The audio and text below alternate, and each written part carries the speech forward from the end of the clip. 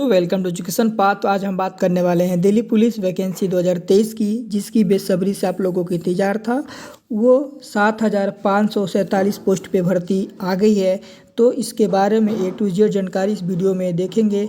अब बात करेंगे कि इसका एज रिलैक्सेशन क्या है, इसकी क्वालिफ़िकेशन क्या रहने वाली है और इसका एग्ज़ाम कौन कंडक्ट कराने वाला है। A to Z जानकारी हम देखेंगे। तो चलिए वीडियो शुरू करते हैं। इससे पहले आप हमारे चैनल पर नए हैं, आप हमारे चैनल को लाइक करें, सब्सक्राइब करें और वीडियो को अंत तक देखें। तो चलिए वीडियो शुरू करते हैं। बात कर लेते हैं इसका शॉर्ट डिटेल्स के बारे में, हम लोग बात कर लेते हैं। ठीक है, तो चलिए ये देख लेते हैं, डिपार्टमेंट नेम देख लेते हैं। तो ये है दिल्ली पुलिस है। ठीक है, और पोस्ट के बाद नाम बात कर ले तो पोस्ट आपका कांस्टेबल एग्जीक्यूटिव। ठीक है, और बात कर ले तो वैकेंसी कितनी वैकेंसी है, इसमें 7,547 वैकेंसी है। और मेल की कितनी वैकेंसी है, तो मेल में है आपका 5,000 क्या है 56 मेल का है और 2,491 कितनी है फीमेल की पोस्ट है। ठीक है, बात कर ले तो इसमें मेल की कितनी मेल में बात कर ले तो मेल में जनरल की कितनी पोस्ट है। ठीक है, तो मेल में जनरल की पोस्ट है आपके कितने, तो 3,053 क्या है मेल के हैं। ठीक है, जनरल के हैं।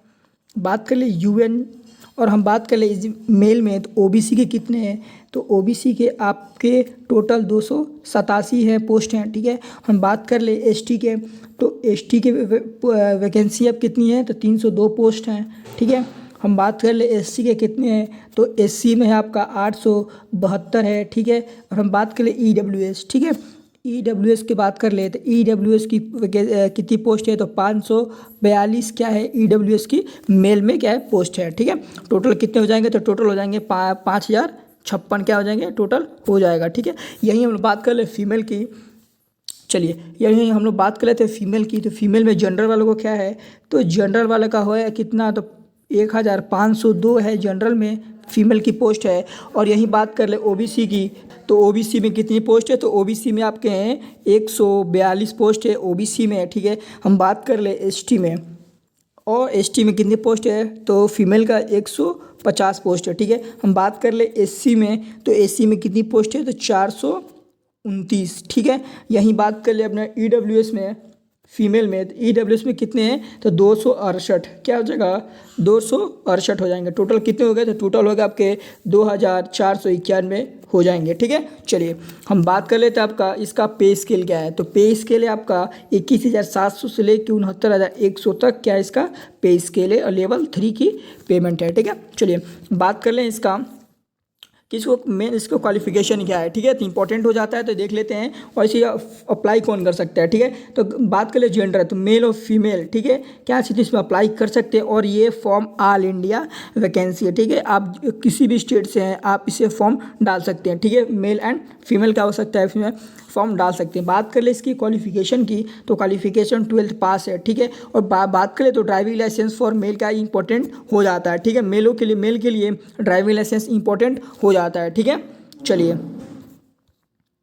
ये देख लीजिए एज क्या है, तो इसमें एज आपका हो जाता है 18 से 25 साल। इसमें क्या हो जाता है आपका एज हो जाता है। ठीक है, 18 से 25 साल इसमें एज है। ओबीसी में ओबीसी 28 साल तक भर सकते हो, एसटी 30 साल के लिए भर सकते हैं। ठीक है, चलिए बात करें इसकी हाइट क्या रहने वाली है, तो हाइट रहने वाली है मेल कैंडिडेट की 70 सेंटीमीटर और फीमेल कैंडिडेट की 157 सेंटीमीटर हाइट रहने वाली है। ठीक है, हम बात कर लें तो इसकी ड्राइविंग लाइसेंस क्या रहने वाली है, तो ड्राइविंग लाइसेंस आपका ठीक है LMV रहने वाली है। ठीक है, और क्या है PNMT में आपका लर्नर लाइसेंस इज़ नॉट एक्सपेक्टेबल है। ठीक है, हम बात कर ले तो आपका जब फिजिकली होगा उसमें आपका ओरिजिनल ड्राइविंग लाइसेंस मांगा जाएगा। ठीक है, वहाँ आपको क्या करना पड़ेगा, दिखाना पड़ेगा।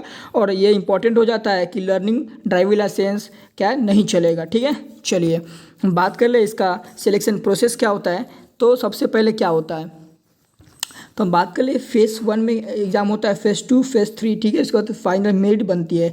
बात कर लेते हैं फेज़ 1 में क्या होता है, सबसे पहले आपका क्या हो जाता है, सबसे पहले आपका रिटन एग्जाम हो जाता है, वो भी CBT हो जाता है, कंप्यूटर बेस्ड एक टेस्ट हो जाता है। ठीक है, ये बात कर ले तो इसका एग्ज़ाम कौन कंडक्ट कराएगा। ठीक है, तो इसका एग्ज़ाम SSC द्वारा क्या है, SSC द्वारा इसका एग्ज़ाम कंडक्ट कराया जाएगा। ठीक है, चलिए बात कर ले इसका क्या है फेज़ सेकेंड, तो फेज़ सेकेंड क्या हो जाएगा PMT और PT का फिजिकल उसका सेकेंड फेस होता है, ठीक है। इसके बाद अपना क्या होगा, यहाँ पे आपका मेडिकल होगा थर्ड फेज में, और उसके बाद आपका मेरिट बनेगा, ठीक है।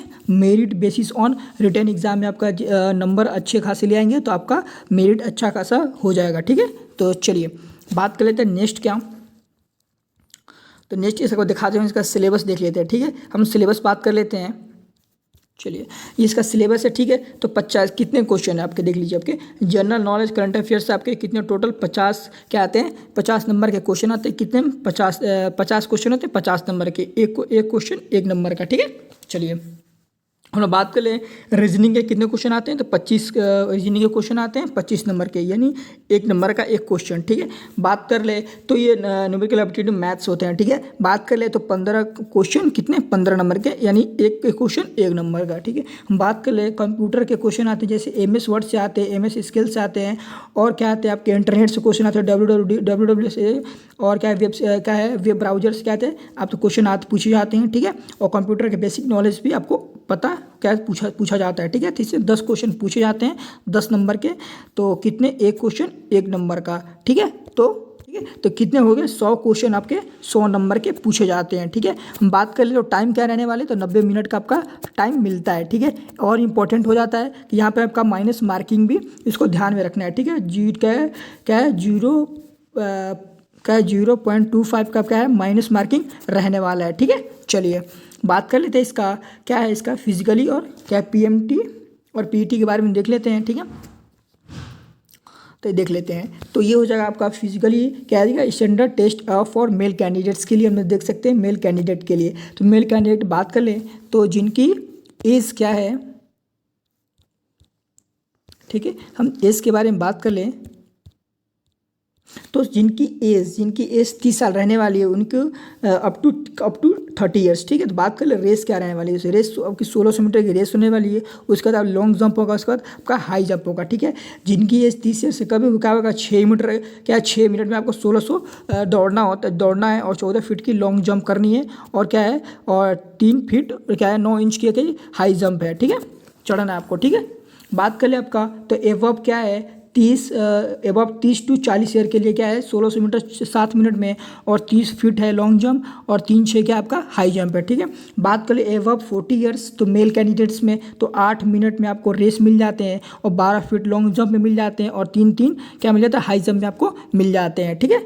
चलिए बात करिए यहीं फीमेल कैंडिडेट्स की भी बात कर लें तो फीमेल कैंडिडेट्स में आपको क्या मिल जाता है अप टू 30 ईयर्स में मिल जाता है आपको 8 मिनट में रेस मिल जाते हैं 1600 मीटर, और लॉन्ग जंप मिल जाता है आपके 10 फीट, और 3 फीट क्या मिल जाता है आपके क्या मिल जाता है वो मिल जाता है हाई जंप मिल जाते हैं, ठीक है। चलिए बात कर ले up to 30 to 40 years 9 minutes में आपको रेस मिल जाते हैं, 9 फीट लॉन्ग जंप मिल जाते हैं, और 2-9 मिल जाता है आपके हाई जंप मिल जाते हैं, ठीक है। हम बात कर ले तो एबव 40 ईयर्स बात कर ले तो 10 मिनट में आपका रेस मिल जाता है 1600 मीटर, और 8 फीट लॉन्ग जंप, और 2-6 मिल जाता है आपके हाई जंप मिल जाते हैं, ठीक है।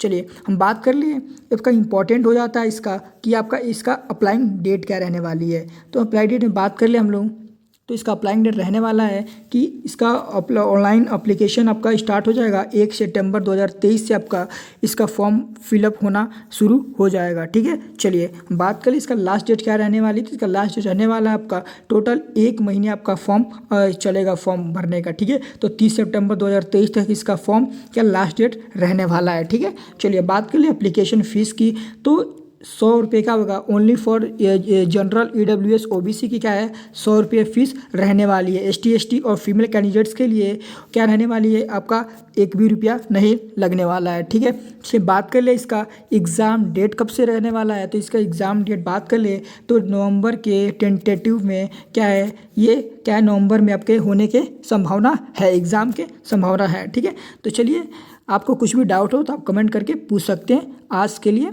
इतना ही, धन्यवाद।